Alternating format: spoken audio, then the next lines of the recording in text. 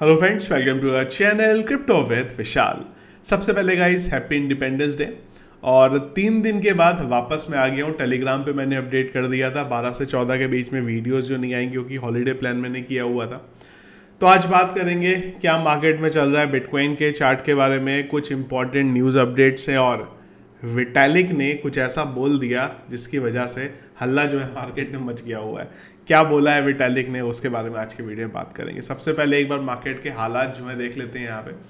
तो crypto analysis की बात करें अगर हम लोग, तो मार्केट कैप 0.065% डाउन है, लगभग वही है जहां कल थी। 1.17 ट्रिलियन की वॉल्यूम 14% बढ़ा है यहाँ पे।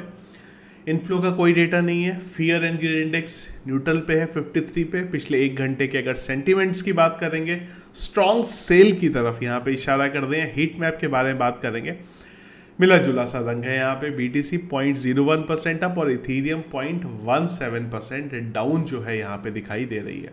बिटकॉइन के बारे में अगर बात करेंगे गाइस, तो जब वीडियो में बना रहा हूँ बिटकॉइन का करंट प्राइस है 29,382, यानी कि 29,382। तो जो हमारा एरिया था बिटकॉइन वहाँ तक आया ही नहीं है। सबसे पहले चलते हैं यहाँ पे 1 डे के चार्ट में। तो ये चार्ट था, लास्ट वीडियो मैंने आप लोगों को बात करी थी कि उम्मीद है मुझे कि ये लेवल ब्रेक करके हम लोग एटलीस्ट इस लेवल को यहाँ पे टेस्ट करने के लिए आएंगे, जो कि हमारा ये वाला लेवल था, जो कि था 28,300 वाला यहाँ पे। इसमें एक और इम्पॉर्टेंट चीज़ अब आगे बढ़ती जा रही है यहाँ पे, वो है हमारी ये वाली ट्रेंड लाइन जो आप ये देख रहे हैं। ये वाली लाइन हमारी, मैं एक बार आपको दिखा देता हूँ। ये वाली जो लाइन है हमारी, ये बहुत इंपॉर्टेंट है यहाँ पे। क्यों इंपॉर्टेंट है हमारे लिए ये? क्योंकि इस ट्रेंड लाइन ने हमें दिसंबर से लेके अब तक हमारे लिए एक सपोर्ट का काम यहाँ पे करा है। और जब हम लोगों ने ट्रेंड लाइन बनाई थी वो टाइम पे ये ट्रेंड लाइन हमारे इसी लेवल के नियर अबाउट बैठी हुई थी। अब बात ये है, इतने दिन से जब हमारा ये सपोर्ट नहीं टूटा है यहाँ पे, मतलब सपोर्ट कंफर्म हुआ ही नहीं, हम लोग वहाँ पे आए नहीं, तो ट्रेंड लाइन आगे जाते जाते अब लगभग इस लेवल पे पहुँच गई, जो कि करीब 29,000 वाला लेवल है।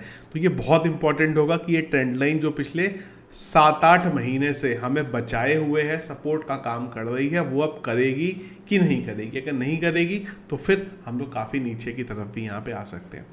इसी के साथ अगर मैं बात करता हूँ यहाँ पे वीकली चार्ट पे, तो वीकली चार्ट पे हमारा इस तरीके का एक जो पैटर्न है वो यहाँ पे बन रहा है, जिसको हम लोग बोलते हैं राइजिंग वेज। तो राइजिंग वेज पैटर्न के अकॉर्डिंग हम लोग यहाँ पे इस लेवल को, अगर सपोर्ट यहाँ पे कंफर्म नहीं होता है तो हम लोग नीचे की तरफ आ सकते हैं, या फिर दूसरी पॉसिबिलिटी है कि यहीं से हमें बाउंस बैक देखने को मिलेगा और उस केस में हम लोग फिर से एक बार जो यहाँ पे आप देख सकते हैं करीब 24,000 के लेवल को वीकली चार्ट के अकॉर्डिंग ध्यान रखिएगा, हम लोग उसे टेस्ट कर सकते हैं। अगेन ये जो हम लोगों ने एरिया ड्रॉ करा है ये हमारे लिए जुलाई से अब तक काम कर रहा है। अगर आप देखेंगे तो जुलाई से अब तक हम लोग इसी एरिया में यहाँ पे चल रहे हैं, पर ये थोड़ा बड़े टाइम फ्रेम पे, यानी कि वीकली टाइम फ्रेम पे है। पर हम लोग अगर शॉर्ट टाइम की बात करते हैं, 1 आवर की बात करते हैं, तो 1 आवर में ये एक एरिया है जहाँ पे हम लोग अभी भी बैठे हुए हैं।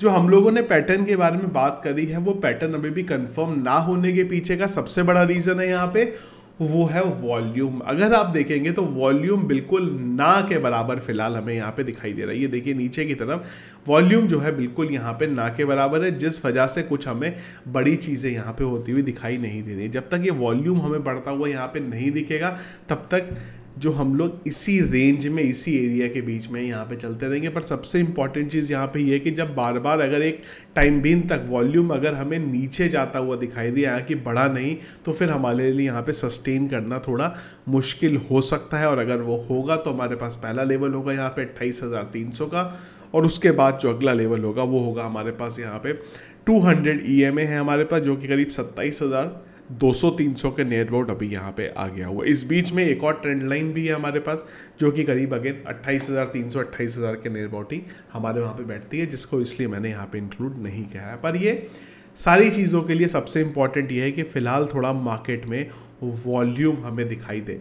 वॉल्यूम आएगा, उसके ऑलरेडी न्यूज़ सेटअप है, बस एक बार एग्जीक्यूट होना बाकी है, कंफर्मेशन वहाँ पे बाकी है, जिसमें सबसे बड़ी चीज़ है ETF का जैसे ही एक किसी भी एक इंस्टीट्यूशन का अपडेट आया कि ETF अप्रूव हुआ, उसी समय आपको जो वॉल्यूम है वो यहाँ पे जितना हम लोगों ने 22 में सितंबर में देखा था, या फिर हम लोगों ने यहाँ पे मार्च अप्रैल के टाइम पे देखा था, स्पेसिफिकली मार्च के टाइम पे इस साल भी देखा था, वो सारा वॉल्यूम हमें दोबारा देखने को मिल सकता है, पर कुछ ऐसा अपडेट का फिलहाल यहाँ पे जो है इंतज़ार है।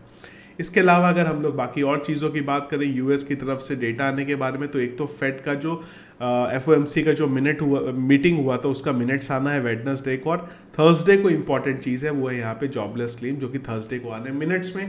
तो मुझे नहीं लगता कुछ भी ऐसा है, पर हल्का फुल्का वॉलेटाइल ज़रूर वहाँ पे मार्केट देखने को मिल सकता है।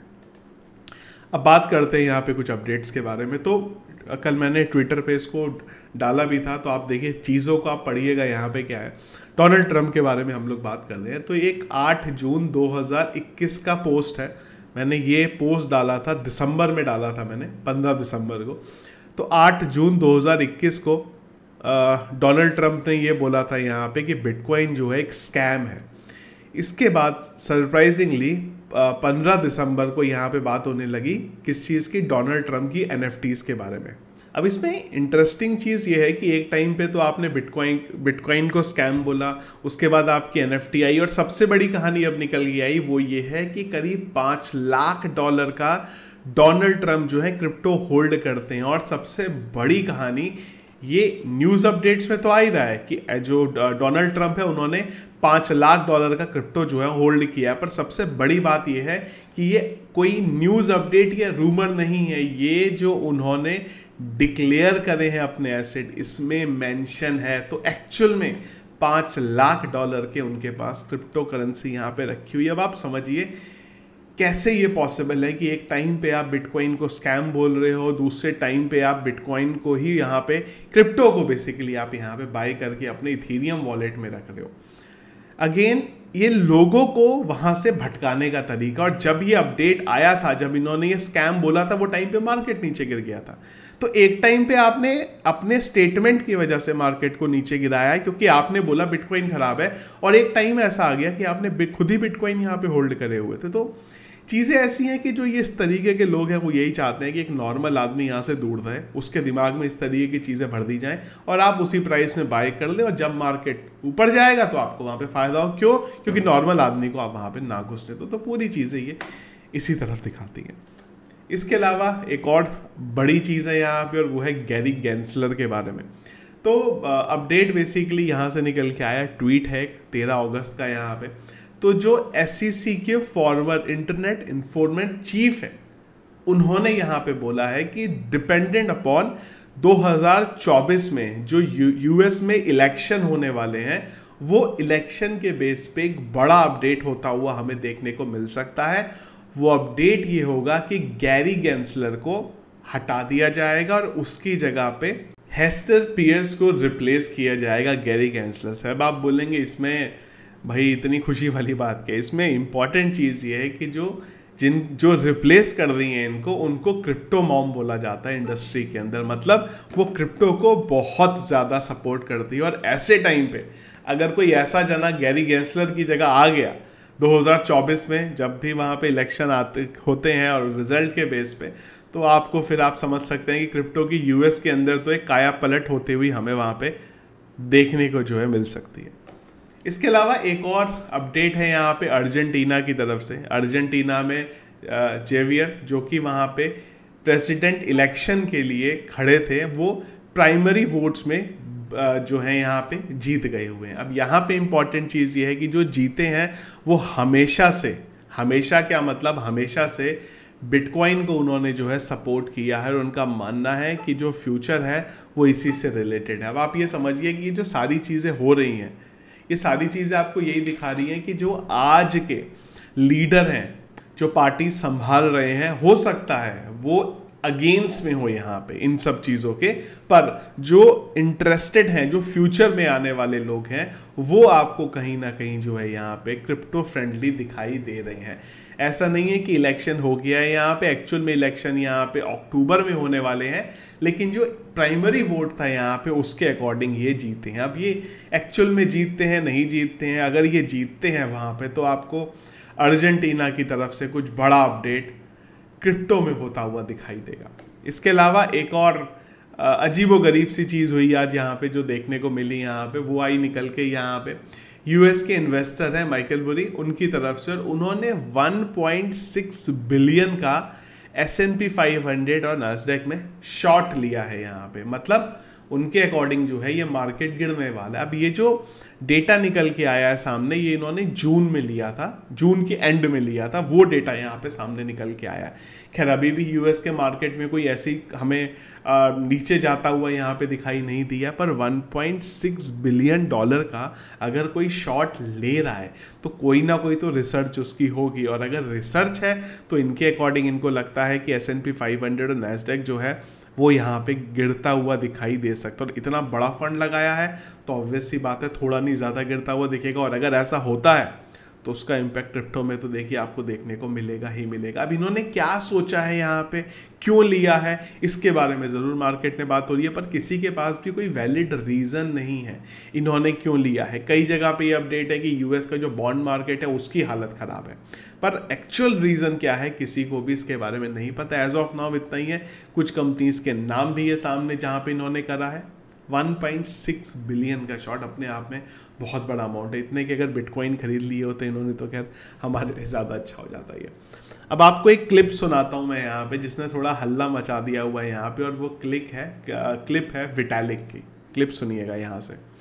हो सकता है आपको देखो आवाज़ ना आए, मैं आपको लिंक भी दे दूंगा वीडियो के डिस्क्रिप्शन में, वहाँ से आप सुन सकते हो। Today, they basically all have what I call training wheels, like some kind of backdoor that lets developers come in and like.